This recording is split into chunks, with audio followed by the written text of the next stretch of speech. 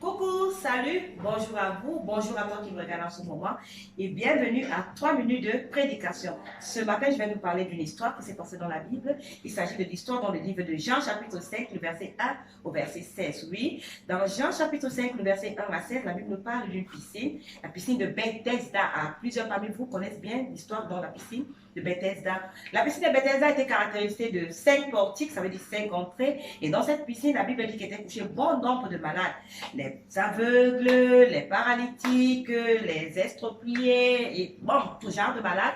Et la condition pour être guéri à la piscine de Bethesda, vous savez quoi? C'était que lorsque l'ange descendait dans la piscine et agitait l'eau, le premier à se jeter dans la piscine, quelle que fût sa maladie, fut guéri. Mais alors, lorsque nous regardons et que nous lisons jusqu'à la fin, on va se rendre compte que personne ne fut guéri pendant que l'ange agitait l'eau et qu'il fallait que quelqu'un se jette dans la piscine. La seule personne, par contre, dans la piscine de Bethesda qui fut guérie, c'est ce malade de 38 ans. Oui, pourquoi? Parce qu'il avait perdu espoir, il était plein de désespoir. Et lorsqu'il était couché, la Bible dit que Jésus-Christ est entré dans cette piscine, il est arrivé dans le lieu de la piscine et il a demandé à ce malade, veux-tu être guéri? Et quelle était la réponse du malade?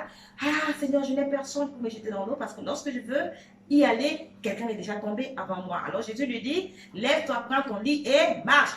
Il a accepté la parole de Jésus, il a pris son lit et il marcha. Voilà le seul malade qui fut guéri dans la piscine de Bethesda. Et pourquoi? Lorsque nous regardons l'histoire de la piscine de Bethesda, elle représente le monde. Vous savez, la piscine de Bethesda représente le monde, comme je vous dis. L'ange ici, c'est la loi.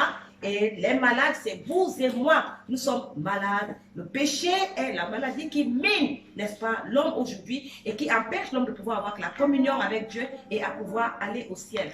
Alors, lorsque Jésus-Christ est venu, nous savons que Jésus-Christ, qui est l'agneau de Dieu, qui ôte le péché du monde, il est venu afin de ôter notre péché, afin de nous guérir de notre maladie, bien évidemment, d'enlever notre maladie, afin que nous puissions être guéris et que nous ayons la communion avec Dieu. Et donc, lorsque Jésus est arrivé sur scène, il a rencontré ce malade.